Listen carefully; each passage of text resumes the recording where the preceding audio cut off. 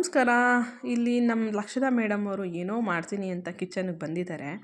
ಅವರಾಗಿ ಅವ್ರು ಮಾಡ್ತೀನಿ ಅಂತ ಬಂದಮೇಲೆ ಬಿಡೋ ಮಾತೇ ಇಲ್ಲ ಅಲ್ವಾ ಅಮ್ಮಂದ್ರದ್ದು.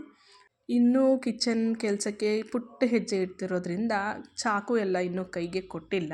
ಅದೆಲ್ಲ ಏನಿದ್ರು ನಮ್ಮ ಕೆಲಸ. ಹಾಗಾಗಿ ಅವ್ರು ಮಾಡ್ತಾ ಇರೋ ಸ್ನ್ಯಾಕ್ಸಿಗೆ ಏನೇನು ಬೇಕು ಅದನ್ನೆಲ್ಲ ನಾವು ರೆಡಿ ಮಾಡಿಕೊಡ್ತಾ ಇದ್ದೀವಿ. ಅಂದರೆ ಅವರಿಗೆ ಈರುಳ್ಳಿ ಬೇಕಿತ್ತು, ಸೊಪ್ಪು ಬೇಕಿತ್ತು, ಹಾಗಾಗಿ ಅದನ್ನೆಲ್ಲ ಕಟ್ ಮಾಡಿಕೊಡ್ತಾ ಇದ್ದೀನಿ. ಅವರು ಆ ತರಕಾರಿ ತಿನ್ನಲ್ಲ, ಈ ತರಕಾರಿ ತಿನ್ನಲ್ಲ ಅಂತ ಏನು ಅನ್ನಲ್ಲ, ಎಲ್ಲನೂ ತಿಂತಾರೆ. ಆದರೆ ಪ್ರಾಬ್ಲಮ್ ಇರೋದು ಒಂದೇ, ಅವರು ಖಾರ ತಿನ್ನಲ್ಲ ಅಷ್ಟೇ. ಖಾರ ಕಡಿಮೆ ಮಾಡಿ ಕೊಟ್ಟರೆ ಅವ್ರು ಏನು ತರಕಾರಿ ಕೊಟ್ಟರು, ಸೊಪ್ಪು ಕೊಟ್ಟರು ತಿಂತಾರೆ. ಅದೊಂದು ಪ್ಲಸ್ ಪಾಯಿಂಟು ನನಗೆ. ಈಗ ನಾನು ಅವರಿಗೆ ಈರುಳ್ಳಿ ಮತ್ತು ಪಾಲಕ್ ಸೊಪ್ಪನ್ನ ಕಟ್ ಮಾಡಿಕೊಟ್ಟಿದ್ದೀನಿ.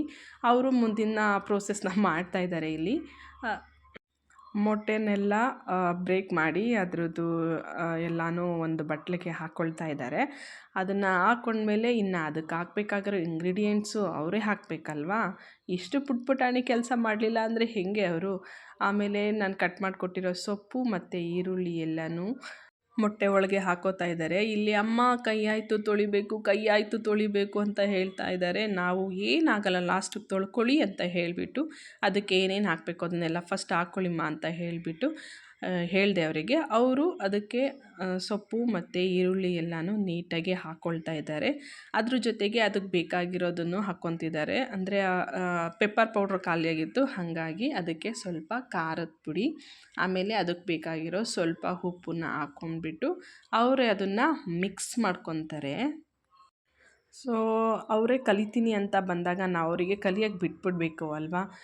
ಯಾಕೆ ಅಂತ ಅಂದರೆ ಅವರು ಮೊದಲೇ ಇಂಟ್ರೆಸ್ಟ್ ತೋರಿಸೋದು ಮಕ್ಕಳು ಕಡಿಮೆ. ಹಾಗಾಗಿ ನಾವು ಮತ್ತೆ ಮಾಡಬೇಡಿ ಅಂತ ಹೇಳಿಬಿಟ್ರೆ ಆಮೇಲೆ ಅವರು ಅದನ್ನು ಮಾಡೋದಕ್ಕೆ ಇಂಟ್ರೆಸ್ಟ್ ತೋರಿಸಲ್ಲ. ಹಾಗಾಗಿ ಅವ್ರಿಗೆ ಯಾವಾಗ ಏನು ಮಾಡ್ತೀನಿ ಅಂತ ಬರ್ತಾರೆ ಅದನ್ನು ಆವಾಗ ಮಾಡೋಕ್ಕೆ ಬಿಟ್ಬಿಡಬೇಕು. ಹಾಗಂತ ಇವರು ಇಲ್ಲಿ ಇವತ್ತು ಅವ್ರಿಗೆ ಬೇಕಾಗಿರೋ ಸ್ನ್ಯಾಕ್ಸ್ ಮಾಡ್ಕೊತಾ ಇದ್ದಾರೆ ಅಂತ ಅಂದರೆ ಡೈಲಿ ಅವರು ಅದನ್ನು ಮಾಡ್ತಾರೆ ಅಂತ ಅಲ್ಲ. ಇವತ್ತು ಇಂಟ್ರೆಸ್ಟ್ ಬಂದಿದೆ, ಹಾಗಾಗಿ ಮಾಡ್ಕೊತಾ ಇದ್ದಾರೆ. ಎಲ್ಲ ಮಿಕ್ಸ್ ಹೊಡೆದ್ಮೇಲೆ ಅವ್ರು ಸ್ವಲ್ಪ ಮಿಕ್ಸ್ ಹೊಡೆದ್ರು, ಆಮೇಲೆ ನಾನು ಕಂಪ್ಲೀಟಾಗಿ ಮಿಕ್ಸ್ ಮಾಡಿದೆ.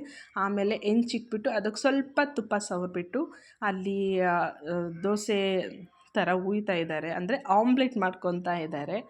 ಆಮ್ಲೆಟ್ ಮಾಡಿ ಅದನ್ನು ಸ್ವಲ್ಪ ಹೊತ್ತು ಬೇಯಿಸ್ಬಿಟ್ಟು ಆಮೇಲೆ ಅದಕ್ಕೆ ಸ್ವಲ್ಪ ಮತ್ತೆ ತುಪ್ಪ ಹಾಕಿ ಮಾಡ್ತಾಯಿದ್ದಾರೆ. ಅವ್ರಿಗೆ ನಾನು ಹೆಲ್ಪ್ ಮಾಡ್ತಾಯಿದ್ದೀನಿ. ಯಾಕೆ ಅಂದರೆ ಹೆಂಚೆಲ್ಲ ಸುಡ್ತಿರುತ್ತೆ ಅಲ್ವಾ, ಒಲೆ ಹತ್ರ ನಾನಿನ್ನೂ ಬಿಡೋಕ್ಕೆ ಭಯ ಆಗುತ್ತೆ. ಹಾಗಾಗಿ ದೂರ ನಿಲ್ಲಮ್ಮ ಅಂತ ನುಗ್ತಾ ಇದ್ದೀನಿ. ಅವ್ರು ಅಲ್ಲೇ ನಿಂತ್ಕೊಂಡು ಡ್ಯಾನ್ಸ್ ಮಾಡ್ತಾಯಿದ್ದಾರೆ.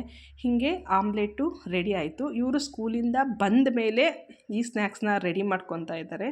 ಅಂದರೆ ಆಮ್ಲೆಟ್ ಜೊತೆಗೆ ಅವರಿಗೆ 1 ಗ್ಲಾಸು ಹಾಲು ಕೊಟ್ಬಿಡ್ತೀನಿ. ಆ ಹಾಲಿಗೆ ನಾನು ಸ್ವಲ್ಪ ಬೆಲ್ಲ ಹಾಕ್ತೀನಿ. ಅವರು ಏನೋ ಹಾಕ್ಕೊಟ್ಟಿಲ್ಲ ಅಂದ್ರೂ ಕುಡಿತಾರೆ, ಹಾಗಾಗಿ ಏನು ತೊಂದರೆ ಇಲ್ಲ. ಮಕ್ಕಳಿಗೆ ಪ್ಲೇನ್ ಮಿಲ್ಕ್ ಕುಡಿಸೋದೇ ಬೆಟರು, ಏನು ಹಾಕ್ತೇನೆ. ಸೊ ಈಗ ಅವರೇ ಮಾಡಿಕೊಡೋ ಸ್ನ್ಯಾಕ್ಸ್ನ ಎಂಜಾಯ್ ಮಾಡ್ಕೊಂಡು ತಿಂತಾ ಇದ್ದಾರೆ.